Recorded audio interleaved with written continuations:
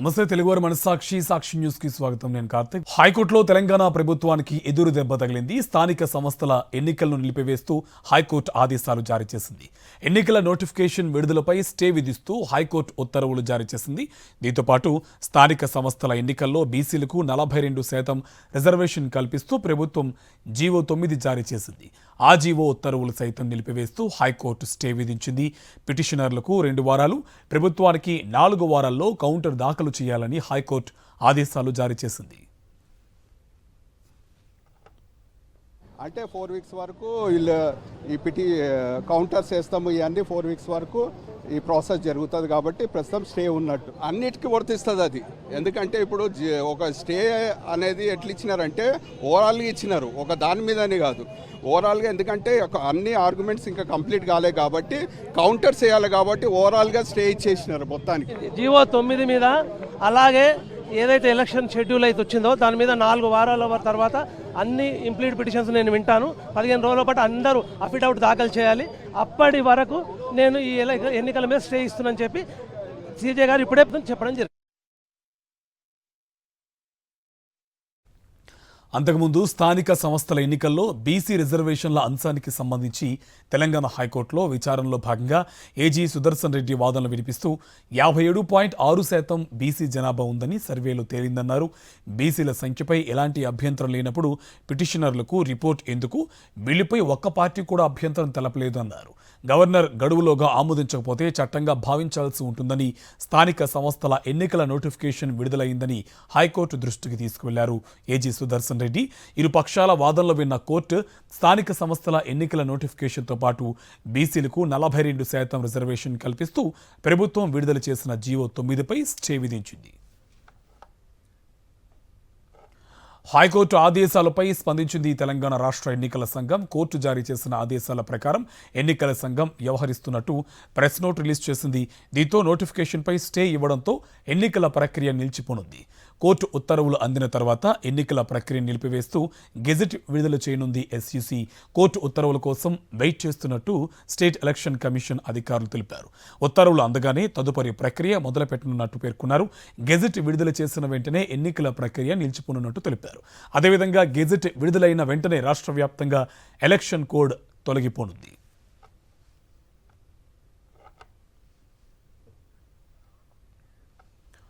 Congress party BC అంశాన్ని రాజకీయ కోణంలోనే ఆలోచించిందని ఆరోపించారు తెలంగాణ బీజేపీ అధ్యక్షుడు రామచంద్రరావు. రాజకీయంగా లబ్ధి పొందాలని చూసిందని కాబట్టి హైకోర్టు స్టే విధించిందన్నారు. బీసీల కోసం రాజకీయాలు చేయకూడదన్నారు. ప్రభుత్వము కాంగ్రెస్ పార్టీ ముఖ్యంగా బీసీ అంశాన్ని కేవలం రాజకీయ కోణంతోనే ఆలోచించి ఏదో రాజకీయంగానే దీన్ని మనం లబ్ధి పొందాలనే ఆలోచనతో మాత్రమే తీసుకున్న నిర్ణయం కాబట్టే ఈరోజు ఈ యొక్క స్టే వచ్చిందని చెప్పేసి భారతీయ జనతా పార్టీ భావిస్తూ ఉంది. మేము ఫస్టే చెప్పినాము, ఒక బిల్లు ఒక రెజల్యూషన్స్తో అసెంబ్లీ రెజల్యూషన్తో 42% రిజర్వేషన్ రావు. బీసీలతో రాజకీయాలు చేయవద్దు, బీసీ యొక్క ఎంపవర్మెంట్ కోసం రాజకీయాలు చేయకూడదు. బీసీలను మోసం చేసిన సీఎం రేవంత్ మంత్రులకు హైకోర్టు తీర్పు చంపదెబ్బ అని విమర్శించారు BRS MLC Dasoju Shravan. High court ఇచ్చిన స్టే ప్రభుత్వానికి యంత్రాంగానికి చంపపెట్టన్నారు. బీసీలకు స్థానిక సంస్థల్లో 42% రిజర్వేషన్లపై కాంగ్రెస్ అధ్యయనం చేయలేదని ఆరోపించారు. రేవంత్ రెడ్డి గారు ఒక తుగ్లక్ లెక్క వ్యవహరించినారు. కనీస రాజ్యాంగ అవగాహన కానీ నిబద్ధత కానీ తనకు తెలియకపోతే ఎవరి నుంచి అయినా అప్రాప్రియేట్ లీగల్ అడ్వైస్ తీసుకోనైనా సరే ఒక చట్టబద్ధంగా రాజ్యాంగబద్ధంగా ప్రజాస్వామికబద్ధంగా ఈ యొక్క అత్యంత కీలకమైనటువంటి ప్రతిష్ట కలిగినటువంటి సంక్లిష్టమైనటువంటి ఈ యొక్క రిజర్వేషన్ కల్పన అనేటువంటిది ఒక ఒళ్ళు దగ్గర పెట్టుకొని చేసి ఉండాల్సి ఉండే. ఆయన ఒళ్ళు దగ్గర పెట్టుకోలే, మనసు కూడా దగ్గర పెట్టుకోలే. పిచ్చోడి చేతిలో రాయి లెక్క ఆయన ఇష్టం వచ్చినట్టు ఆట ఆడినాడు. ఇవాళ ఎన్నికల కమిషన్కు చెంపదెబ్బ, రేవంత్ రెడ్డి గారి క్యాబినెట్కు ప్రభుత్వానికి చెంపదెబ్బ, కాంగ్రెస్ పార్టీకి చెంపదెబ్బ. సిగ్గుపడాలా? బీసీ రిజర్వేషన్లకు బీజేపీ బీఆర్ఎస్ అడ్డుపడిందన్నారు తెలంగాణ ప్రభుత్వ సలహాదారు షబ్బీర్ అలీ.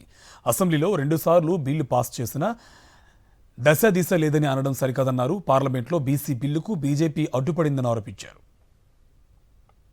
ఈ రిజర్వేషన్కు అడ్డంగా వచ్చింది Bharatiya Janata party and TRS.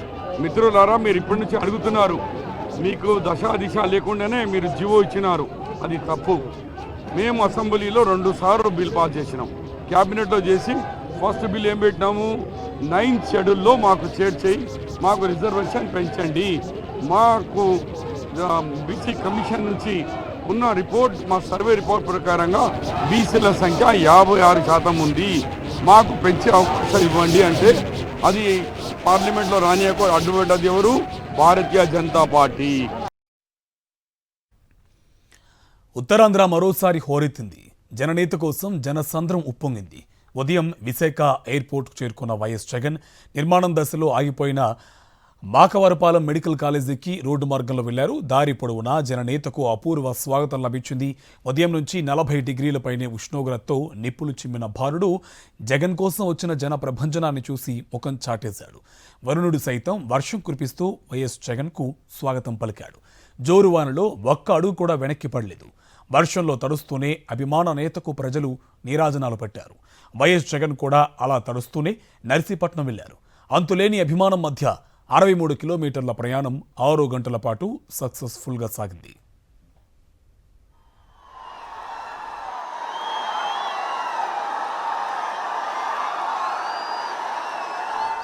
Vizag Kakani Nagar వద్ద వైఎస్ జగన్ను స్టీల్ ప్లాంట్ ఉద్యమ నేతలు కలిశారు. వినతిపత్రం అందజేశారు.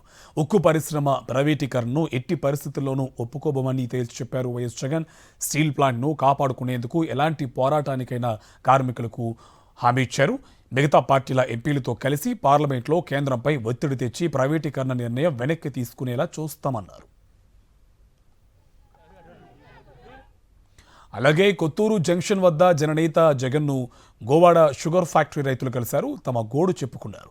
కూటమి ప్రభుత్వం షుగర్ ఫ్యాక్టరీ మూతపడే విధంగా వ్యవహరిస్తోందని, ఇప్పటి వరకు బకాయిలు చెల్లించలేదని వాపోయారు చెరుకు రైతులు. ఇక రాజయ్యపేట బాల్క్ డ్రగ్ పార్క్ బాధితులు భారీగా తరలివచ్చి జగన్ను కలిశారు. ఎన్నికల సమయంలో బాల్క్ డ్రగ్ పార్కును నక్కపల్లి నుంచి తరలిస్తామని హామీ ఇచ్చిన చంద్రబాబు, పవన్ కళ్యాణ్ ఇప్పుడు తమను మోసం చేశారని వాపోయారు. 2022 డిసెంబర్ 30న 52 ఎకరాల్లో నర్సీపట్నం మెడికల్ కాలేజీకు శంకుస్థాపన చేశామని, కోవిడ్ సంక్షోభంలోనూ 500 కోట్లు ఖర్చు చేశామన్నారు వైఎస్ జగన్. ఉత్తరాంధ్రలో 4 మెడికల్ కాలేజీలకు శ్రీకారం చుట్టామన్నారు. తాము మంచి చేస్తే చంద్రబాబు మాత్రం కుట్రలు చేస్తున్నారని ఫైర్ అయ్యారు. ఈ కాలేజీ కన్నా పూర్తయి ఉంటే ఈ మాదిరిగా ఈ కాలేజీ అవుతూ ఉంటుంది,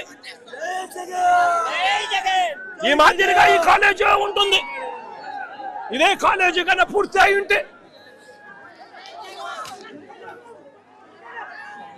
డిసెంబర్ 30, 2022లో ఇదే కాలేజీకి శంకుస్థాపన చేశాం. 600 బెడ్ల హాస్పిటళ్లతో పేదలందరికీ ఉచితంగా వైద్యం అందిస్తూ సంవత్సరానికి 150 మెడికల్ సీట్లు ఈ కాలేజీలో అందుబాటులోకి వస్తూ ఈ కాలేజు ఈ ప్రాంతానికి మొత్తానికి కూడా ఒక దిక్సూచిగా ఉండేది. ఈరోజు ఉత్తరాంధ్ర జిల్లాకు చెందిన వారు పక్కనున్న తూర్పుగోదావరి జిల్లాకు సంబంధించిన పాయకరావుపేట, అటువైపున తుని, ఇటువంటి నియోజకవర్గాలు ఏదైతే ఉన్నాయో తుని, ఇటువంటి నియోజకవర్గాలన్నిటికీ కూడా ఇదే హబ్ అవుతుంది. ఈరోజు ఎవరికి ఏ ఇబ్బంది వచ్చినా కూడా ఇప్పటికీ కూడా విశాఖపట్నంలోని కేజీహెచ్ హాస్పిటల్కు పోవాల్సి వస్తూ ఉంది. చంద్రబాబు మాదిరిగానే స్పీకర్ అబద్ధాలు చెప్పారంటూ ఫైర్ అయ్యారు జగన్. అబద్ధం చెప్తున్న వ్యక్తి స్పీకర్ పదవికి అర్హుడా అని ప్రశ్నించారు. ఈ నర్సీపట్నానికి సంబంధించి సీనియర్ నాయకుడిగా ఉన్న ఒక ఎమ్మెల్యే, స్పీకర్ పదవిలో ఉన్న ఈ ఎమ్మెల్యే కూడా చంద్రబాబు నాయుడు గారి మాదిరిగానే తప్పుడు మాటలు మాట్లాడుతూ అబద్ధాలు చెబుతూ తాను కూడా చంద్రబాబు నాయుడు గారి కన్నా 4 ఆకులు తక్కువేమి కాదు అని చెప్పి రుజువు చేసుకుంటా ఉన్నాడు. ఇదే పెద్ద మనిషి చంద్రబాబు నాయుడు గారు ఇదే నర్సీపట్నం స్పీకర్ గారికి చెప్తా ఉన్నాను, అబద్ధాలు చెప్పడం, మోసం చేయడం ఎంత మటుకు ధర్మం అని చెప్పి అడుగుతా ఉన్నాం. ఈ మెడికల్ కాలేజీకి జీవో లేదని అడుగుతారా? ఇదిగో జీవో నెంబర్ 204, జీవో నెంబర్ 204. మరి జీవో లేదు అని చెప్పి చెప్పినందుకు స్పీకర్ పదవిలో నువ్వు ఉండి అబద్ధాలు చెప్పినందుకు నీ పదవికి నువ్వు అర్హుడుగా అని చెప్పి ఆలోచన చేసుకోమని చెప్పి చెప్తా ఉన్నా ఇదే స్పీకర్ కు. తప్పుడు ఆ మాటలు చెప్తూ ప్రజలను తప్పుడు దోవ పట్టించే కార్యక్రమంలో చంద్రబాబు నాయుడు గారితో పాటు చేతులు కలిపినందుకు స్పీకర్ కూడా తల దించుకోవాలి అని చెప్పి చెప్తా ఉన్నా. అయ్యా చంద్రబాబు, ఇప్పటికైనా బుద్ధి జ్ఞానం ఏదైనా ఉంటే, మనిషి అనే వానికి మార్పు అనేది చాలా అవసరం. బుద్ధి జ్ఞానం ఉంటే మార్పు తెచ్చుకో, ప్రజలకు తోడుగా ఉండి మంచి పేరు తెచ్చుకునే కార్యక్రమం చేసుకో, లేకపోతే చరిత్రలో చరిత్రహీనులుగా మిగిలిపోతావు చంద్రబాబు అని చెప్పి చంద్రబాబు గట్టిగా వార్నింగ్ ఇస్తా ఉన్నా ఈ సందర్భంగా. ఇక విశాఖ కేజీహెచ్లో పచ్చకామెర్లతో చికిత్స పొందుతున్న కురుపాం గురుకుల పాఠశాల విద్యార్థులను వైఎస్ జగన్ పరామర్శించారు. వారికి అందుతున్న చికిత్సపై డాక్టర్లను ఆరా తీశారు. హాస్టల్లో ఎలాంటి వస్తువులు ఉన్నాయని విద్యార్థులను అడిగి తెలుసుకున్నారు. అలాగే చిన్నారులకు వారి తల్లిదండ్రులకు ధైర్యం చెప్పారు జగన్. పచ్చకామర్లతో చనిపోయిన 2 విద్యార్థుల కుటుంబాలకు వైఎస్ఆర్సీపీ ఆర్థిక సాయం ప్రకటించింది.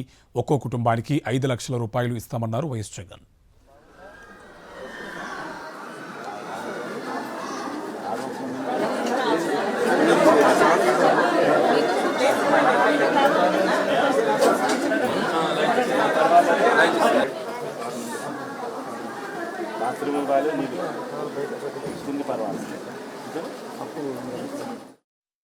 నూట 70 మంది జాండీస్ వచ్చిన పరిస్థితి వస్తే స్కూల్ నుంచి ఇక్కడికి వచ్చిన మంత్రులు కానీ, ఇక్కడికి వచ్చిన ప్రభుత్వ పెద్దలు కానీ దీన్ని కవరప్ చేయాలని చూస్తున్నారు తప్ప సొల్యూషన్ ఎతకాలి, సొల్యూషన్ చూపాలని చూడడం లేదు. ప్రతి పాపకు, ఇక్కడికి వచ్చిన ప్రతి పిల్లాడు, ప్రతి పాప, 2 పిల్లలు చనిపోయినారు. చనిపోయిన ప్రతి పాపకు 25 లక్షల రూపాయలు కాంపన్సేషన్ కనీసం ఇవ్వాలి. పార్టీ తరపు నుంచి వీళ్ళిద్దరికీ కూడా తలా 5 లక్షల రూపాయలు చెక్ ఇప్పించే కార్యక్రమం చేసుకోండి. వాళ్ళందరికీ కూడా అన్ని రకాలుగా పార్టీ తరపు నుంచి మిగతా పిల్లలందరికీ కూడా తోడుగా ఉండే కార్యక్రమాలు ఖచ్చితంగా చూసుకోండి. తాడేపల్లిలోని వైఎస్ఆర్సీపీ కేంద్ర కార్యాలయంలో స్టేట్ కోఆర్డినేటర్ సజ్జల రామకృష్ణారెడ్డి కోటి సంతకాల సేకరణ కార్యక్రమానికి సంబంధించిన పోస్టర్ను ఆవిష్కరించారు. రేపటి నుంచి ప్రభుత్వ మెడికల్ కాలేజీల ప్రైవేటీకరణకు వ్యతిరేకంగా వైఎస్ఆర్సీపీ ప్రజా ఉద్యమాన్ని ప్రారంభించనుందని తెలిపారు. గ్రామస్థాయి వరకు ఈ ఉద్యమాన్ని తీసుకువెళ్తామన్నారు. మెడికల్ కాలేజీలు ప్రైవేటు వ్యక్తుల చేతికి వెళితే పేదలకు వైద్యం దూరం అవుతుందని చెప్పారు. మెడికల్ కాలేజీలను చంద్రబాబు తన బినామీలకు కట్టబెట్టే కుట్రలు చేశారని సజ్జల రామకృష్ణారెడ్డి మండిపడ్డారు. రేపటి నుంచి అంటే అక్టోబర్ 10 నుంచి దాదాపు 45 రోజులు పైగా రాష్ట్రంలో ఓ పెద్ద ప్రజా ఉద్యమం ప్రారంభమవుతుంది. దీనికి వైఎస్ఆర్ కాంగ్రెస్ పార్టీ ఇనిషియేట్ చేసి గ్రామస్థాయి వరకు ప్రజల్లో ఒక చర్చను తీసుకొచ్చి ప్రభుత్వ మెడికల్ కళాశాలల ప్రైవేటీకరణకు వ్యతిరేకంగా ప్రజా ఉద్యమం నిర్మించి దాన్ని గవర్నర్ దృష్టికి తీసుకెళ్లాలనే కార్యక్రమం నిర్ణయించుకుంది పార్టీ. బీఆర్ఎస్ చెలో బస్ భవన్ కార్యక్రమం రచ్చకు దారితీసింది. తీవ్ర ఉద్రిక్తతల మధ్య బీఆర్ఎస్ వర్కింగ్ ప్రెసిడెంట్ కేటీఆర్, మాజీ మంత్రులు హరీష్ రావు, తలసాని శ్రీనివాస్ యాదవ్ బస్ భవన్లోకి వెళ్లారు. ఆర్టీసీ బస్సు ఛార్జీలను తగ్గించాలని ఎండీ నాగిరెడ్డికి వినతి పత్రం అందించారు. ప్రభుత్వ బకాయిలపై వివరాలు అడిగి తెలుసుకున్నారు. 1353 కోట్లు మహాలక్ష్మి పథకం బకాయిలు పెండింగ్లో ఉన్నాయని ఎండీ నాగిరెడ్డి తెలిపారు. అంతకంటే ముందు కేటీఆర్ సికింద్రాబాద్ నుండి హరీష్ రావు మెహదీపట్నం నుండి ఆర్టీసీ బస్సులో ఆర్టీసీ క్రాస్ రోడ్డుకు చేరుకున్నారు. ప్రయాణికులతో మాట్లాడి వారి సమస్యలను తెలుసుకున్నారు. పెద్ద ఎత్తున బీఆర్ఎస్ కార్యకర్తలు బస్ భవన్ వద్దకు తరలివచ్చారు. ప్రభుత్వం డౌన్ డౌన్ అంటూ నినాదాలు చేశారు.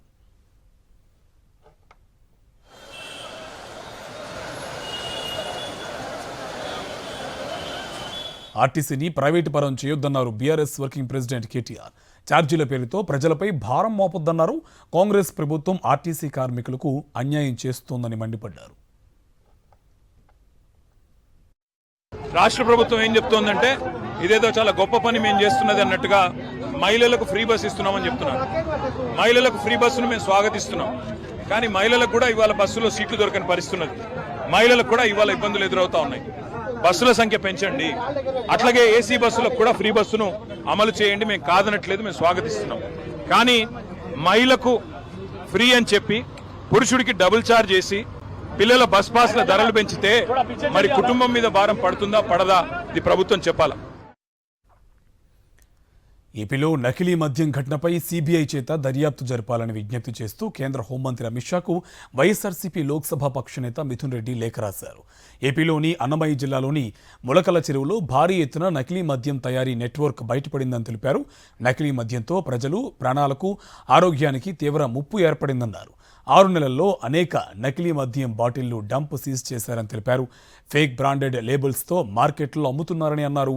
నకిలీ మద్యం కేసుపై సీబీఐ చేత దర్యాప్తు చేయించి ప్రజల ప్రాణాలు కాపాడాలని లేఖలో పేర్కొన్నారు. మద్యం దుకాణాలు ప్రభుత్వ ఆధీనంలో ఉంటే కల్తీ జరిగే అవకాశం ఉండదని, వైఎస్ఆర్సీపీ ప్రభుత్వంలో కల్తీ మద్యం లేకుండా చేసి మద్యాన్ని నియంత్రించామన్నారు రాజ్యసభ సభ్యులు వైవి సుబ్బారెడ్డి. బెల్ట్ షాపులు నిర్మూలిస్తే కల్తీ మద్యాన్ని అరికట్టవచ్చన్నారు. ఈ ప్రభుత్వంలో బెల్ట్ షాపులు కేంద్రంగా కల్తీ మద్యం వ్యాపారం జోరుగా సాగుతుందని ఆగ్రహం వ్యక్తం చేశారు సుబ్బారెడ్డి. కల్తీ మద్యం బెల్ట్ షాపులు పెట్టి బెల్ట్ షాపుల ద్వారా కల్తీ మద్యం రాష్ట్ర వ్యాప్తంగా కూడా అమ్ముతున్నారనేది గత వారం 10 రోజుల నుంచి వివిధ సందర్భాల్లో మీడియా ద్వారా మేము కూడా చూస్తున్నాము. ఇప్పటికైనా ప్రభుత్వం కళ్ళు తెచ్చుకొని మద్యం అనేది నియంత్రణ చేస్తూ కట్టుదిట్టమైన ఏర్పాట్లు చేసుకొని కల్తీ మద్యం ఎక్కడ బెల్ట్ షాపులు తీసేస్తే అప్పుడు కల్తీ మద్యానికి అవకాశమే ఉండదు. ఆ కార్యక్రమం చేయాలి. మా ప్రభుత్వంలో ఏమీ లేని దానికి లిక్కర్ స్కామ్ అని చెప్పి అందరినీ అరెస్ట్ చేసి భూతద్దంలో చూపించే కార్యక్రమం చేశారు. ఇప్పటికైనా ప్రభుత్వం కళ్ళు తెచ్చుకొని ఈ కల్తీ మద్యాన్ని నివారించేదానికి కట్టుదిట్టమైన చర్యలు తీసుకోవాలి. కూటమి ప్రభుత్వ పాలనలో నకిలీ మద్యంతో ప్రజల ప్రాణాలు పోతున్నాయన్నారు చిత్తూరు వైఎస్ఆర్సీపీ మహిళా నేతలు. చిత్తూరు కోర్టు నుంచి ఎక్సైజ్ కార్యాలయం వరకు భారీ ర్యాలీ నిర్వహించి నకిలీ మద్యం సీసాలను ధ్వంసం చేశారు. 40 ఏళ్ల రాజకీయ అనుభవం ఉన్న చంద్రబాబు పాలనలో కల్తీ మద్యం ఏరులై పారుతుందన్నారు. డిప్యూటీ సీఎం పవన్ నకిలీ మద్యంపై ఎందుకు నోరు మెదపడం లేదని ఆగ్రహం వ్యక్తం చేశారు మహిళలు.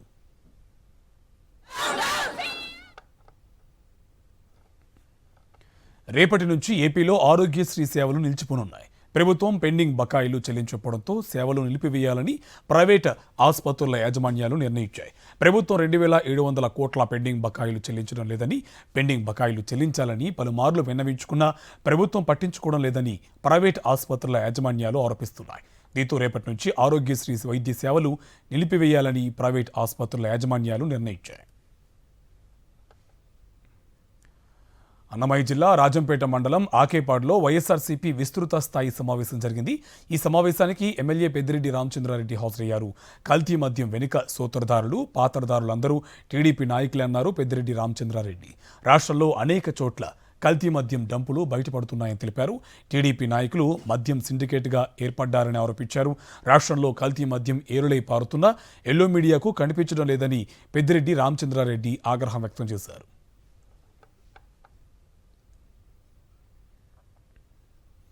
నెల్లూరు జిల్లా ముత్తుకూరు వైఎస్ఆర్సీపీ కార్యాలయంలో నేతలు, కార్యకర్తలతో మాజీ మంత్రి కాకాని గోవర్ధన్ రెడ్డి సమావేశం నిర్వహించారు.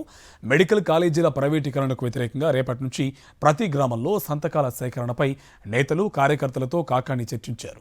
ప్రతి నియోజకవర్గం నుంచి 60,000 సంతకాల సేకరణే లక్ష్యంగా ఈ కార్యక్రమాన్ని చేపట్టినట్టు కాకాని తెలిపారు. నవంబర్ 26న 1,000,000 సంతకాలు సేకరించి అన్ని నియోజకవర్గాల నేతలతో కలిసి గవర్నర్కి వైఎస్ జగన్ ఆధ్వర్యంలో సమర్పించనున్నట్టు వెల్లడించారు.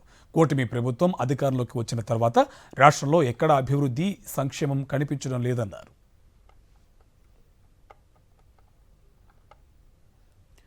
వచ్చే ఏడాది జనవరి 28 నుంచి ప్రారంభం కానున్న మేడారం సమ్మక్క సారలమ్మ గద్దెల విస్తరణ పనులు ప్రారంభమయ్యాయి. మేడారం జాతరకు 1,000,000కి పైగా భక్తులు వచ్చి అమ్మవార్లను దర్శించుకుంటారు. ఈ నేపథ్యంలో జాతరకు వచ్చే భక్తులకు ఇబ్బందులు కలగకుండా ప్రభుత్వం గద్దెల విస్తరణ పనులు చేపట్టాలని అధికారులను ఆదేశించింది. పూజారుల ఆచారాలు, మనోభావాలు దృష్టిలో ఉంచుకుని పూజారుల ఇష్టం మేరకు గద్దెల విస్తరణ పనులు చేపట్టారు అధికారులు.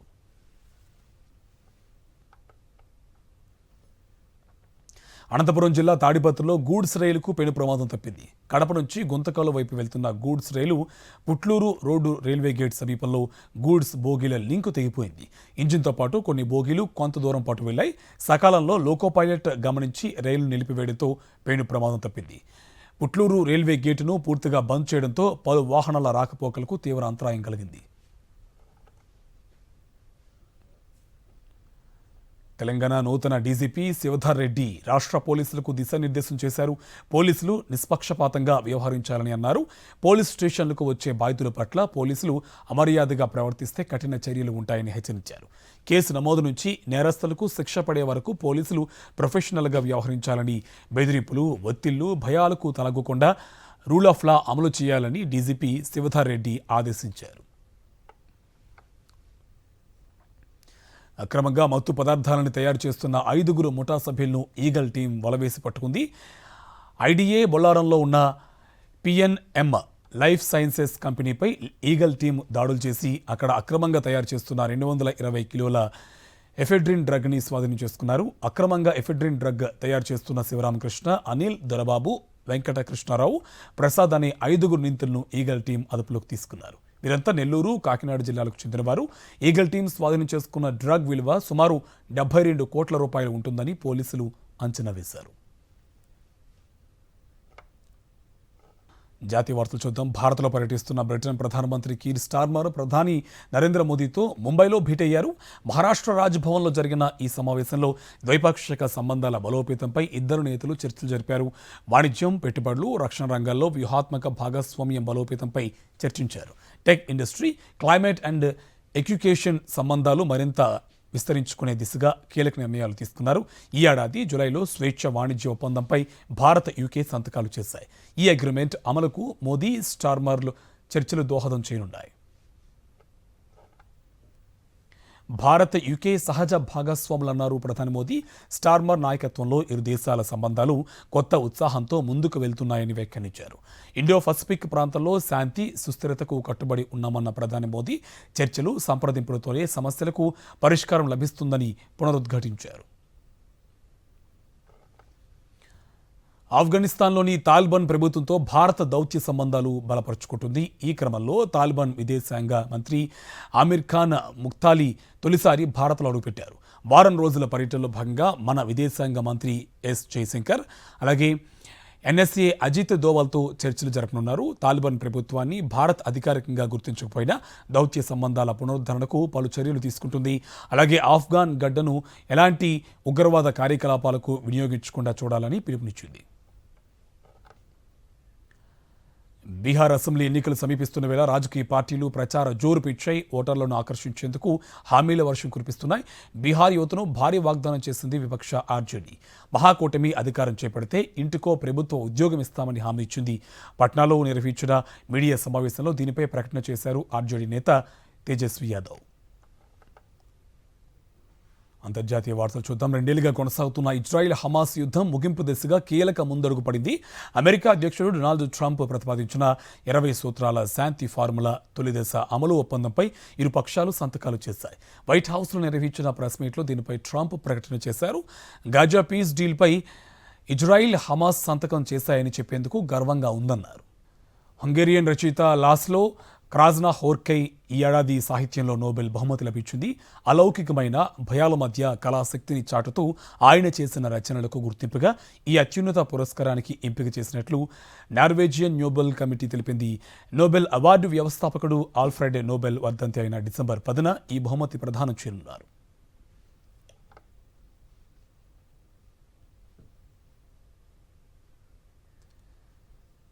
నోబెల్ శాంతి బహుమతిపై తన ఆశలను మరోసారి బయటపెట్టారు అమెరికా అధ్యక్షుడు డొనాల్డ్ ట్రంప్. నోబెల్ వస్తుందో రాదో తనకు తెలియదన్నారు. అయితే తాను మాత్రం 7 యుద్ధాలు ఆపానని 8వ యుద్ధాన్ని ఆపబోతున్నట్టు చెప్పారు.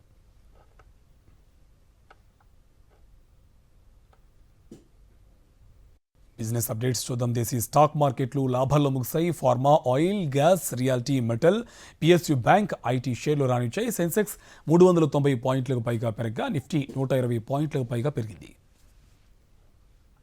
బంగారం ధర రోజు పెరుగుతూ సరికొత్త రికార్డులు నమోదు చేస్తుంది.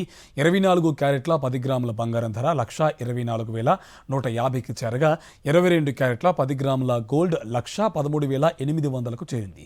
ఇక వెండి ధరలు నిన్నటితో పోల్చుకుంటే 100 రూపాయల మేరగా పెరిగాయి. ఇవి బులెటిన్ డీటెయిల్స్.